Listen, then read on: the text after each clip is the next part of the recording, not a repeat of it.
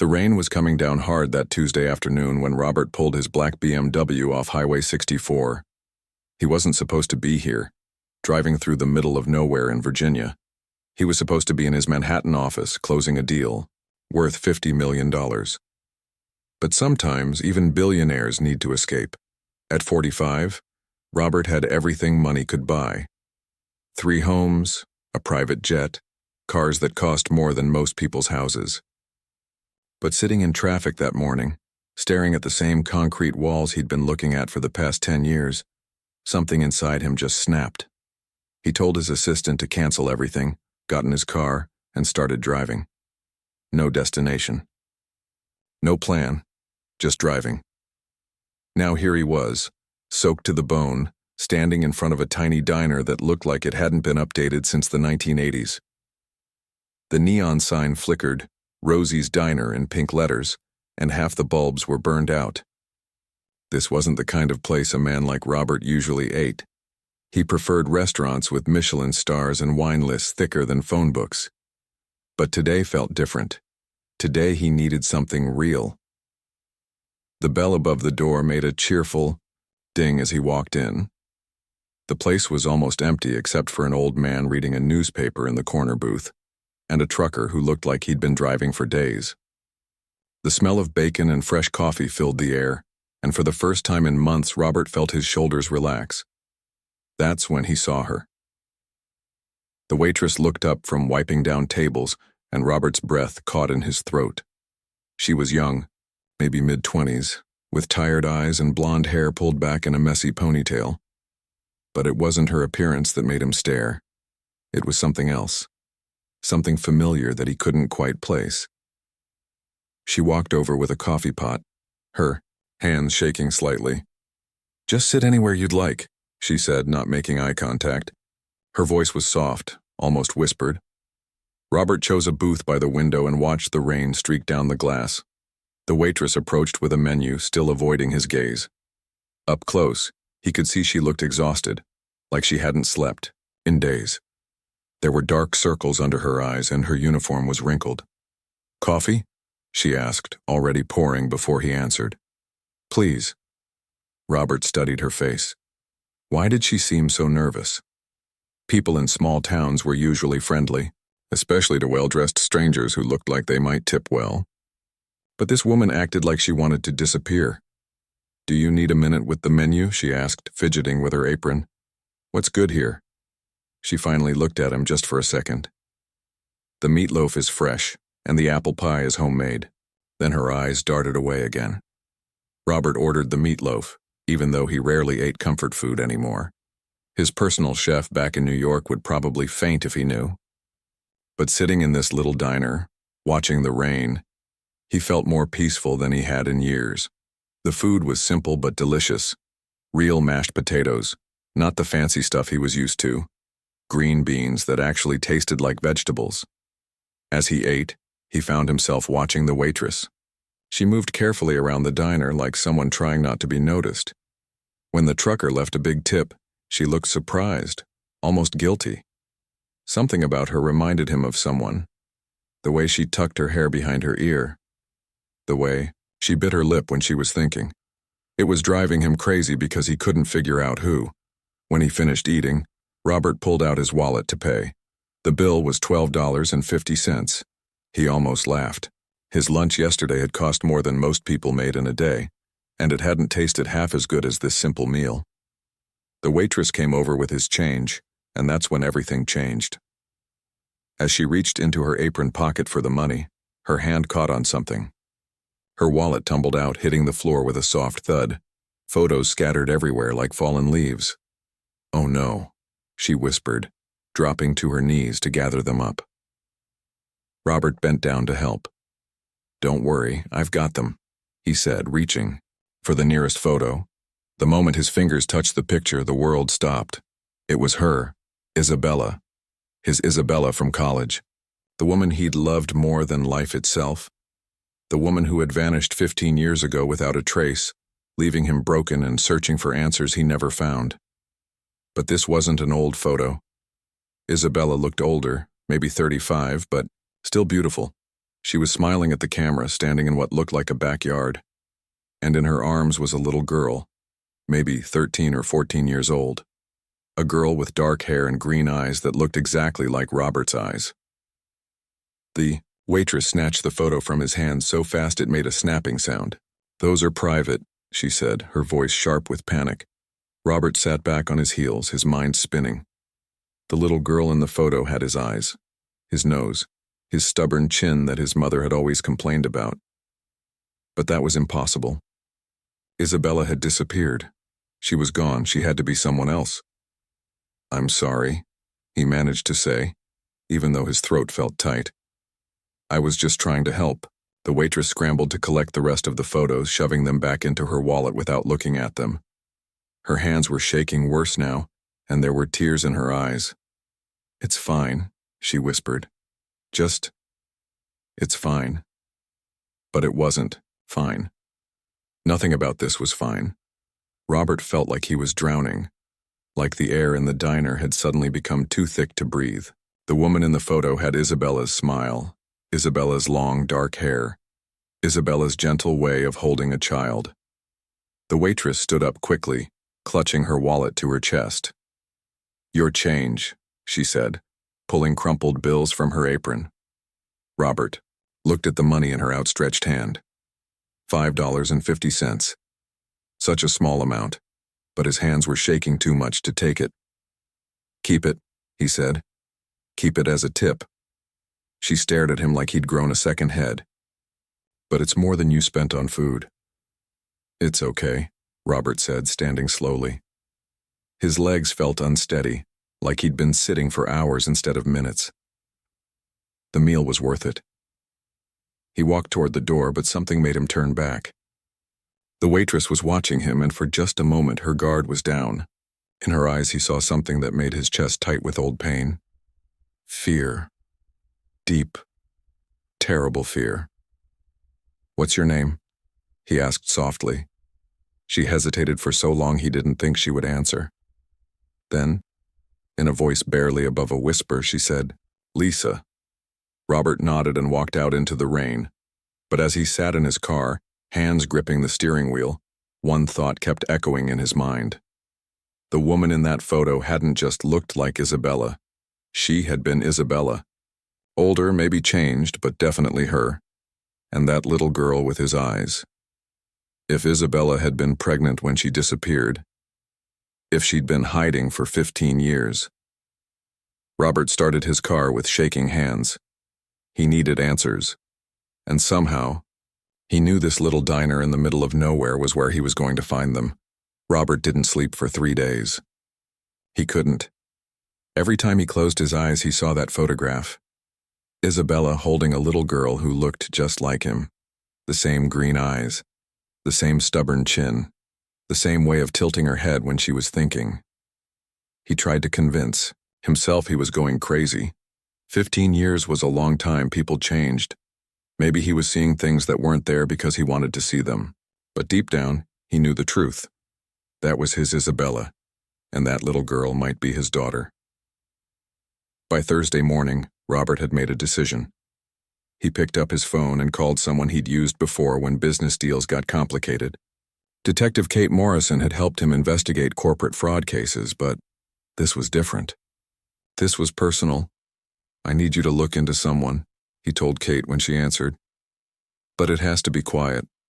Nobody can know." Kate had worked with Robert for 5 years. She knew when he was serious. "What's going on, Robert?" He told her about the diner, about the waitress named Lisa, about the photograph. Kate listened without interrupting, which was one of the reasons Robert trusted her. She never judged. She just gathered facts. "You think this waitress is your missing college girlfriend?" Kate asked when he finished. "I know it sounds crazy. I've heard crazier things. Give me everything you remember. What she looked like, what she was wearing, anything unusual about her behavior." Robert closed his eyes and pictured Lisa. She was scared, really scared, like she was expecting something bad to happen. And when I asked her name, she hesitated, like she had to think about it. "People don't usually have to think about their own names," Kate said. I'll start looking into it, but Robert, you need to be prepared. If this woman has been hiding for 15 years, there's probably a good reason. That afternoon, Robert found himself driving back to the diner. He told himself he just wanted a good meal, but he knew he was lying. He needed to see Lisa again. He needed to look into her eyes and know for sure. The diner was busier this time. A few families with small children, some construction workers on their lunch break. Lisa moved between the tables with the same careful movements he'd noticed before. But when she saw him walk in, she froze. For just a second, her professional smile slipped. Robert saw pure panic in her eyes before she looked away and continued serving other customers. She was avoiding his section completely. Robert sat in the same booth by the window and waited. Another waitress, an older woman with gray hair, came over to take his order. "Where's Lisa?" he asked casually. The older woman glanced toward the kitchen. "She's taking a break. I'm Helen. I can help you." Robert ordered coffee and pie, but he kept watching the kitchen door. Through the small window, he could see Lisa, talking on her phone. She kept looking toward his booth, and her face was pale with worry. Who was she calling? And why did seeing him upset her so much? When his pie came, Robert ate slowly, hoping Lisa would eventually come back out. She did, but she stayed as far away from his table as possible. Every few minutes she would glance at him, then quickly look away. Robert left another big tip and drove home, but he couldn't stop thinking about Lisa's reaction. If she really was Isabella, why was she so afraid of him? They had loved each other once. He would never hurt her. The next morning, Kate called with her first report. "Lisa Thompson," she said, 26 years old, moved to the area 14 years ago with a baby. She's worked at 3 different restaurants in town, always keeps to herself. Never been married, no criminal record, lives in a small apartment above the bakery on Main Street. Robert's heart started pounding. A baby? 14 years ago? A little girl named Amy. She's 14 now, goes to the local middle school. Good student, quiet kid. Here's the interesting part. There's no father listed on the birth certificate. 14 years old. If Isabella had been pregnant when she disappeared 15 years ago, the timing would be perfect. Robert gripped his phone tighter. What else? Lisa pays for everything in cash. No credit cards, no loans, no mortgage. She doesn't have social media, doesn't own a car. It's like she's trying to stay invisible. People don't usually live like that unless they're hiding from something, Robert said. Or someone, Kate agreed.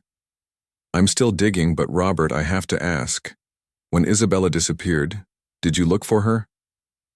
Of course I looked for her. I spent 2 years and half my savings trying to find her, but it was like she just vanished. No trace, no leads, nothing. What about enemies?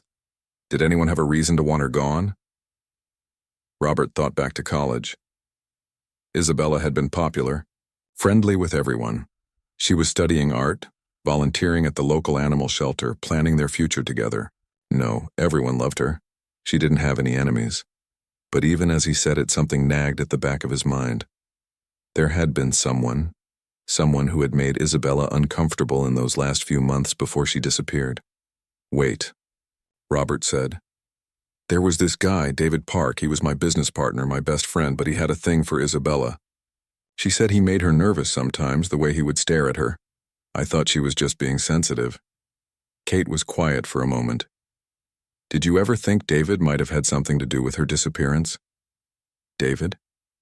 No, that's impossible. He helped me search for her. He was devastated when she vanished. Sometimes the people closest to us are the ones we should watch out for, Kate said gently. I'll look into David Park too. That weekend, Robert drove back to the diner again. This time he brought a newspaper and pretended to read while he watched Lisa work. She seemed more relaxed when she thought he wasn't paying attention. He saw her laugh with a customer, saw her help a little boy reach the bathroom door handle. She was kind, gentle, just like Isabella had been. But every time she noticed him looking, the fear came back. Her hands would shake as she poured coffee. She would drop things. Once she spilled an entire plate of food and had to go to the kitchen to clean up. Through the window, Robert saw her crying. He felt terrible for scaring her, but he had to know the truth. If Amy was his daughter, if Isabella had been hiding from him for 14 years, he needed to understand why. On Sunday evening, Kate called with disturbing news. "I found something about David Park," she said. "After Isabella disappeared, he took over more of your business responsibilities, right? Made himself essential to your company?" "Yes, but that was just him being a good friend. I was a mess. I couldn't focus on work." "Robert, David has been having you followed." The words hit him like a punch to the stomach. "What?" "For years. Private. Investigators, security cameras at your office, tracking your phone calls. He knows everywhere you go, everyone you talk to. I found the payment records in his personal accounts." Robert's mind was spinning. "That doesn't make sense. Why would David have me followed?" "I don't know yet. But Robert, if David was obsessed with Isabella, if he did something to make her disappear, then he's probably been watching to make sure she never comes back into your life." Robert felt sick. David was his oldest friend, his business partner. They had built their company together from nothing. But if Kate was right, if David had been lying to him for 15 years, "There's something else," Kate said quietly. "I think Lisa knows you're asking questions. Someone's been calling her after each of your visits to the diner. The calls are coming from a blocked number, but they always happen within an hour of you leaving." Robert's blood went cold. "You think someone's warning her about me? Or threatening her to stay away from you?" "Robert, you need to be careful. If I'm right about David, he's gone to great lengths to keep Isabella out of your life. He might not react well to you finding her." That night, Robert sat in his study, looking at old photos from college. There was one of him, Isabella, and David, at a party. They all looked so young, so happy. Isabella was leaning against Robert's shoulder, smiling at the camera.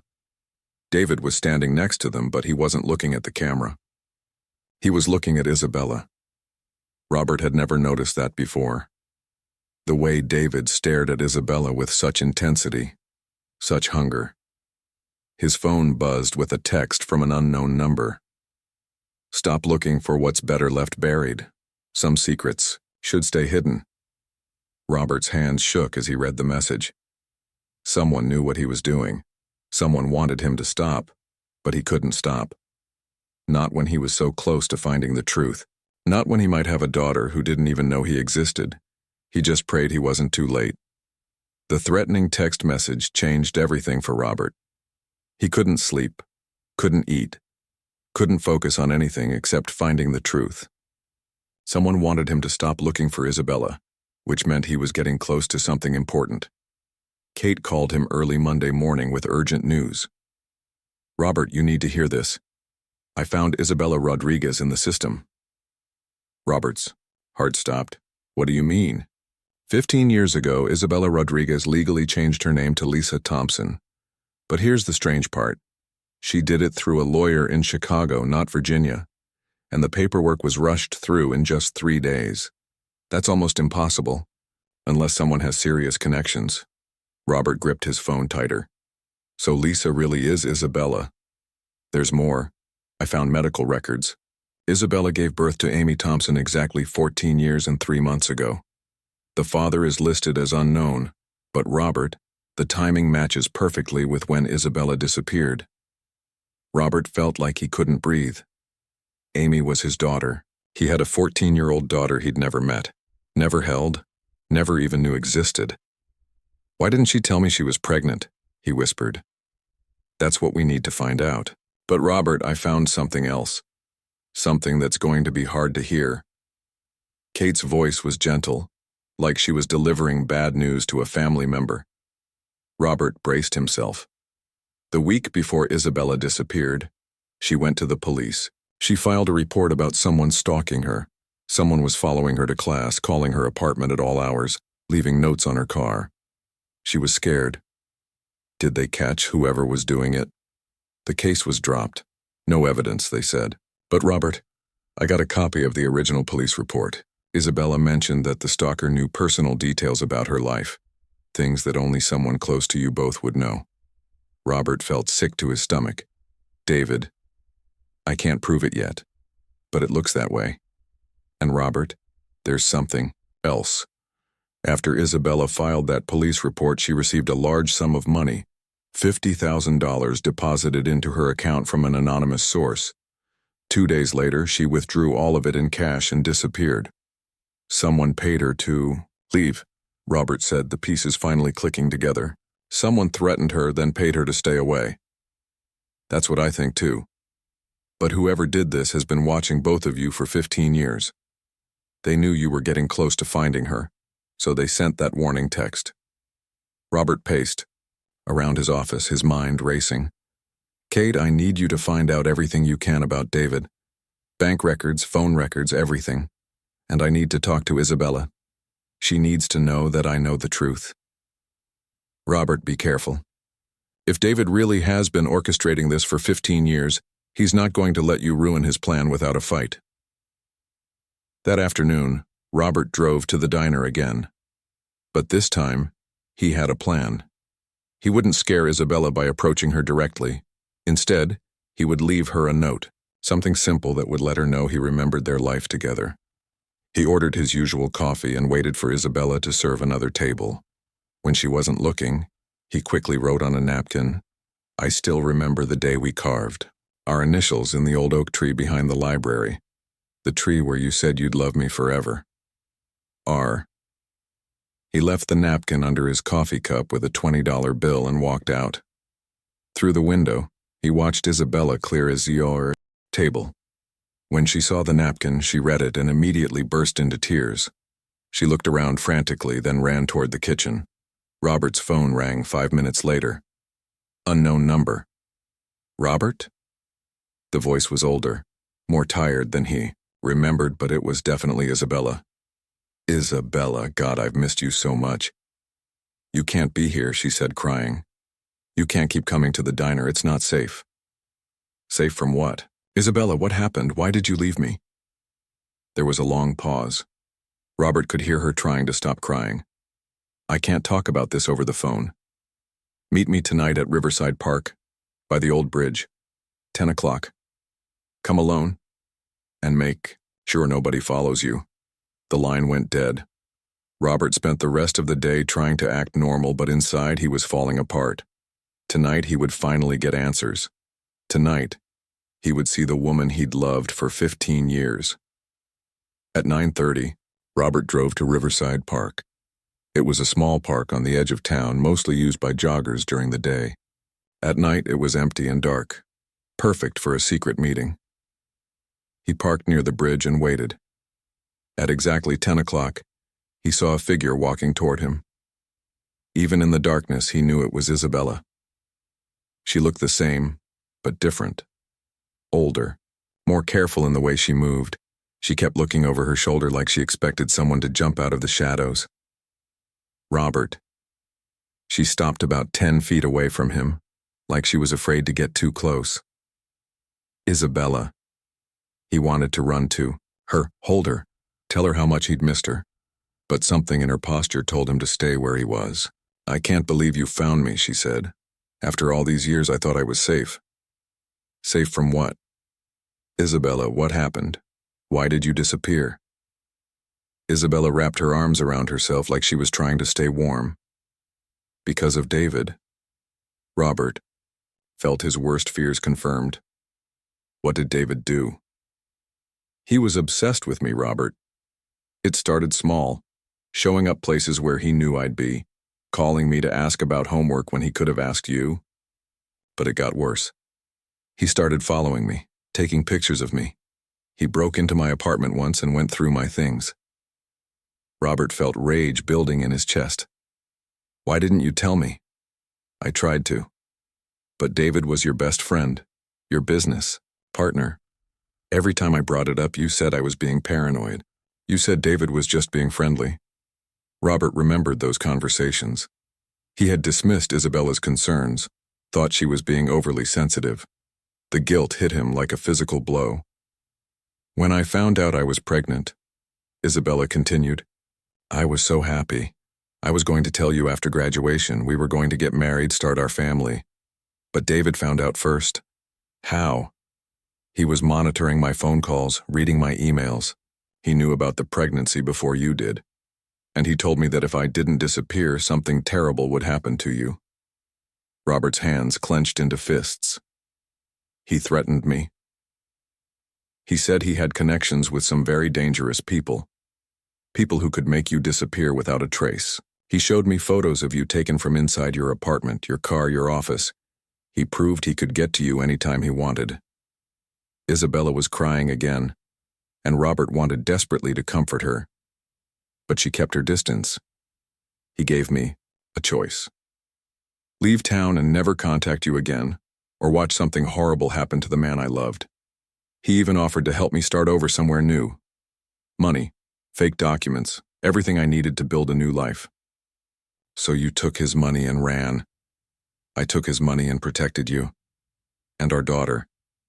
David made it clear that if I ever tried to contact you, if you ever found us, he would hurt Amy too.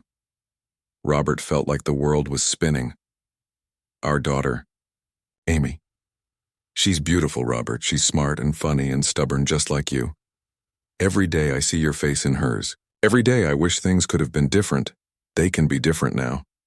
Isabella, I know the truth. We can stop David. We can finally be a family. Isabella shook her head. You don't understand. David has spent 15 years building his control over your life. Your business, your personal relationships, everything goes through him. If we try to expose him, he'll destroy everything you've worked for. And he'll make sure Amy and I disappear permanently this time. I don't care about the business. I don't care about any of it. I care about you and Amy. David won't give up that easily. He's sick, Robert. He's convinced himself that he was protecting you from me. In his mind, he's the hero of this story. Robert pulled out his phone. Kate found evidence. Bank records, surveillance reports. We can prove what David did. Isabella looked terrified. Robert, no. If you go after David, he'll know we talked. He'll know you found me. How will he know? Isabella's face went pale. Because he's been watching you this whole time. He probably knows you're here right now. As if on cue, Robert's phone buzzed with a text message. The same unknown number from before. I warned you to stop digging. Now you'll both pay the price. Isabella saw the message and started backing away. I have to go. I have to get Amy and leave town tonight. Isabella, wait. But she was already running toward the parking lot. Robert started to follow her but stopped when he heard a car engine start nearby. Headlights turned on, illuminating the park. Someone had been watching them. Robert's phone rang. This time, the caller ID showed David's name. Hello, old friend. David's voice was calm, almost friendly. We need to talk. Robert stared at his phone, David's name glowing on the screen. His hands were shaking as he answered the call. David. You sound surprised to hear from me, David said, his voice eerily calm. You shouldn't be. I've been watching out for you for 15 years, Robert. Making sure you stay safe. Making sure you don't make any more mistakes. Mistakes? What are you talking about? Isabella was a mistake. A beautiful, dangerous mistake that would have ruined your life. But don't worry, I fixed it. I always fix your problems. Robert felt rage building in his chest. You had no right to make that choice for me. I had every right. I'm your best friend, your business partner. I know what's best for you better than you do. You were going to throw away everything we built for some girl who would have held you back. She wasn't. Just some girl. I loved her. We were going to get married. David laughed, and the sound made Robert's skin crawl. Love? Robert, you were 22 years old. You didn't know what love was. You were infatuated with a pretty face and a sweet smile. Isabella was ordinary. She came from nothing, had no ambition, no drive. She would have made you ordinary too. You're sick, David. You destroyed my life because you were jealous. Jealous? David's voice got sharper. I wasn't jealous. I was protecting you. Do you know where you'd be right now if I hadn't intervened? You'd be living in some tiny apartment working, a regular job, changing diapers and worrying about paying bills. Instead, you're a billionaire. You have everything any man could want. I don't have the woman I love. I don't have my daughter. Your daughter? David was quiet for a moment. So you know about the child. Amy is my daughter, and you kept her from me for 14 years. Amy is better off without you in her life. Children complicate things, Robert. They make you weak. They make you make poor decisions. Look at what's happening right now. You're willing to throw away everything you've built just to play house with a waitress and her kid. Robert was walking back toward his car, but he kept looking around for any sign of David. Where are you? David? I'm always nearby, Robert. I've been watching over you for so long it's become second nature. Do you know how many times I've saved you from making terrible mistakes? How many gold-digging women I've scared away? How many bad business deals I've prevented? You've been controlling my entire life. I've been protecting you from yourself, and it's worked beautifully. Our company is worth over $1 billion. You're successful, powerful, respected. Everything I always knew you could be. Robert reached his car and got inside, locking the doors. It's over, David. I know the truth. Now, I'm going to expose what you did. Are you? David's voice turned cold. Let me tell you what's going to happen, Robert. You're going to go home. Forget you ever saw Isabella. And we're going to continue building our empire. Because if you don't, bad things are going to happen to the people you care about. Are you threatening me? I'm promising you. Isabella thinks she can run away again, but she can't hide from me. I found her once, I can find her again. And that little girl of hers, Amy, isn't it? She walks to school every morning at 7:30, takes the same route every day. Such a trusting child. Robert's blood went cold.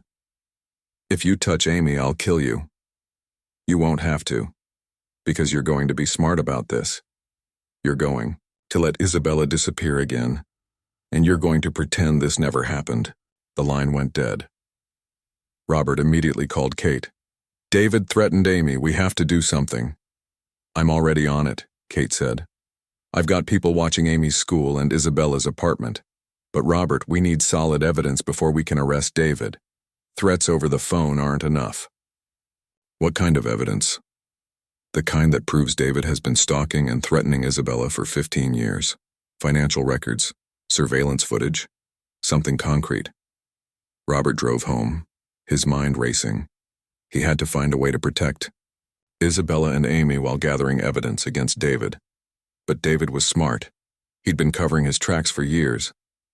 The next morning, Robert went to his office like nothing had happened.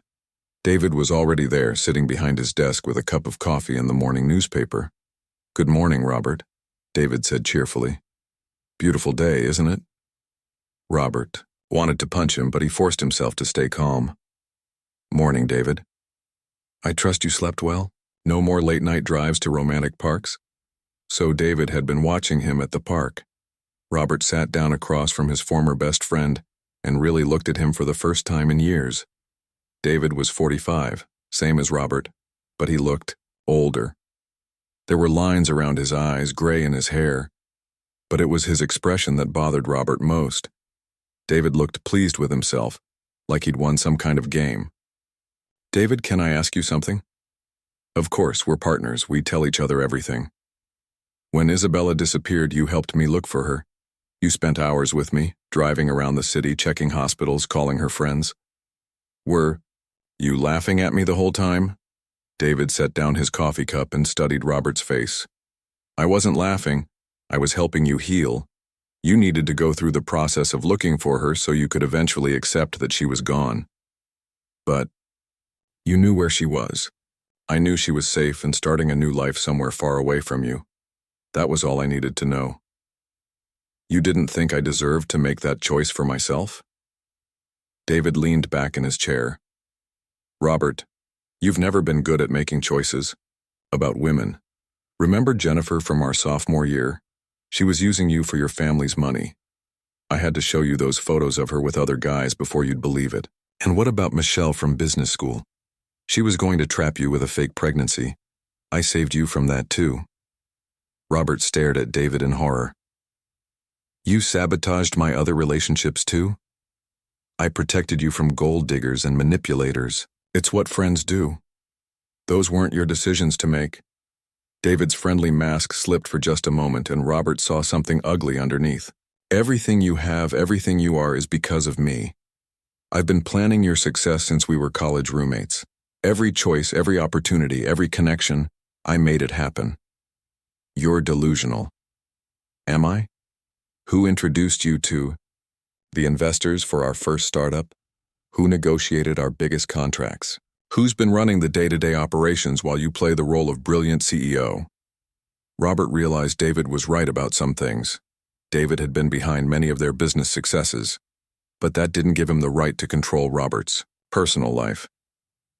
Even if that's true, it doesn't justify what you did to Isabella. David's expression hardened. Isabella was going to destroy everything. She was weak, Robert. Needy. She would have made you weak too. Look at you now. You're ready to throw away 15 years of work for a woman who's been lying to you about your own child. She was protecting Amy from you. She was being selfish. If Isabella really loved you, she would have told you about the pregnancy and trusted you to handle it. Instead, she took the easy way out and disappeared. Robert stood up abruptly. I can't do this anymore, David. I can't sit here and pretend we're friends when you've been manipulating my entire life. Sit down, Robert. No. I'm done. I'm going to tell Isabella that she doesn't have to hide anymore. I'm going to meet my daughter, and I'm going to make sure you never hurt them again. David stood up too, and for the first time in their friendship, Robert saw real anger in his eyes. You have no idea what you're giving up. Our company, our partnership, everything we've built together. I don't care. You will, when you're living in some suburban house driving a minivan to soccer practice, working for someone else because you threw away your own empire. You'll remember this conversation. You'll remember that I tried to save you from yourself. Robert was already walking toward the door. Goodbye, David. This isn't over, Robert. Isabella might have fooled you into thinking she's some innocent victim, but I know the truth. And soon you will too. Robert left the office and drove straight to the diner. He had to warn Isabella that David wasn't going to give up, but when he got there, the diner was closed. A handwritten sign on the door read, "Closed due to family emergency." Robert's phone buzzed with a text from an unknown number. If you want to see them again, come to the old warehouse on Industrial Drive. Come alone. You have 1 hour. His hands shaking, Robert realized that David had taken Isabella and Amy. Robert's heart was pounding as he drove toward the old warehouse on Industrial Drive. His phone kept buzzing with calls from Kate, but he couldn't answer. David had been clear. Come alone or something terrible would happen to Isabella and Amy. The warehouse district was empty at this time of day. Most of the buildings were abandoned, their windows broken and covered with rust. Robert found the address from the text message and parked outside a large gray building that looked like it hadn't been used in years. His phone rang. David's number. I'm here, Robert said without waiting for David to speak. Good, come inside. Door on the east side is unlocked, and Robert, I meant what I said about coming alone. I have people watching. Robert walked around the building until he found the door. His hands were shaking as he pushed it open. The warehouse was dark except for some light coming through dirty windows high up on the walls. In the center of the space, he could see 3 figures. David was standing near a table looking calm and relaxed like he was hosting a business meeting. Isabella was sitting in a chair with her hands tied behind her back. Next to her was a teenage girl with long dark hair and familiar green eyes. Amy, his daughter. Robert had imagined this moment 1,000 times since learning about Amy's existence, but not like this. Not with her scared and tied up, looking at him like he was a stranger who might hurt her. Dad? Amy's voice was small and confused. Mom, is this really my dad? Isabella nodded, tears streaming down her face. Yes, sweetheart, this is Robert, your father. Robert took a step forward, but David held up a hand to stop him. That's close enough, David said. We need to have a conversation first. Let them go, David. This is between you and me. No, Robert. This is about all of us. This is about the family you think you want versus the life you actually have. Amy was staring at Robert with a mixture of fear and curiosity. Why didn't you ever come to see me? She asked. Mom always said you were dead. The words hit Robert like a physical blow. His own daughter had grown up thinking he was dead. 15 years of birthdays, school plays, soccer games, bedtime stories. He'd missed everything. "I didn't know about you," Robert said gently. "If I had known, nothing could have kept me away." "He's lying," David said. "Robert knew about you, Amy. He just didn't want to be bothered with a child. He was too busy making money and building his empire." "That's not true," Robert said, his voice getting louder. "David, you know that's not true." "Do I? Tell me, Robert. What have you been doing for the past 15 years while Isabella was raising your daughter alone? Building companies, making billions, flying around the world in your private jet?" Robert felt the guilt hit him hard because David wasn't completely wrong. While Isabella had been working as a waitress and raising Amy by herself, Robert had been living in luxury. He'd had everything money could buy while his daughter wore secondhand clothes and worried about whether they could afford groceries. "I would have helped," Robert said. "I would have taken care of both of them." "With what?" "Back then you had nothing. No money, no connections, no prospects. Just big dreams and no way to make them happen. I'm the one who made you successful, Robert. I'm the one who turned you into someone worthy of a family." Amy was listening to every word, trying to understand. "Mom, why didn't you tell him about me?" Isabella looked at her daughter with so much love and pain in her eyes. "Because David threatened to hurt both of you if I did. I thought if I stayed away, you'd both be safe." "But we weren't safe," Amy said. "We've been running and hiding my whole life. We never stayed anywhere longer than 2 years. I never got to have friends or feel like I belonged anywhere." Robert's heart broke hearing about his daughter's childhood. She'd grown up without stability, without a real home, all because of David's obsession. "David, this has to end," Robert said. "Amy deserves better than this. Isabella deserves better." "What Amy deserves," David said, "is a father who's actually capable of taking care of her. Someone stable, reliable, committed. Not someone who's going to abandon his business and his responsibilities for a romantic fantasy. I'm not abandoning anything. I'm choosing what matters most." David laughed, but there was no humor in it. "You say that now, but what happens in 6 months when the novelty wears off? When you realize that being a father is hard work? When you miss your old life?" "That won't happen. It will. Because that's who you are, Robert. You get excited about new projects, new challenges, but you get bored easily. Remember your art phase in college? Your photography hobby? Your brief interest in learning Spanish? You start things with great enthusiasm, then move on to something else." Amy was watching this conversation like it was a tennis match, looking back and forth between the adults who were deciding her future. "Can I say something?" she asked quietly. All 3 adults turned to look at her. For the first time since entering the warehouse, Robert really focused on his daughter's face. She looked tired and scared, but there was something else there too. Strength. Intelligence. She was braver than Robert would have been at 14. "I don't care about money or companies or any of that stuff," Amy said. "I just want to stop running. I want to go to the same school for more than 1 year. I want to have friends and join clubs and be normal." "You can have all of that," Robert told her, "I promise."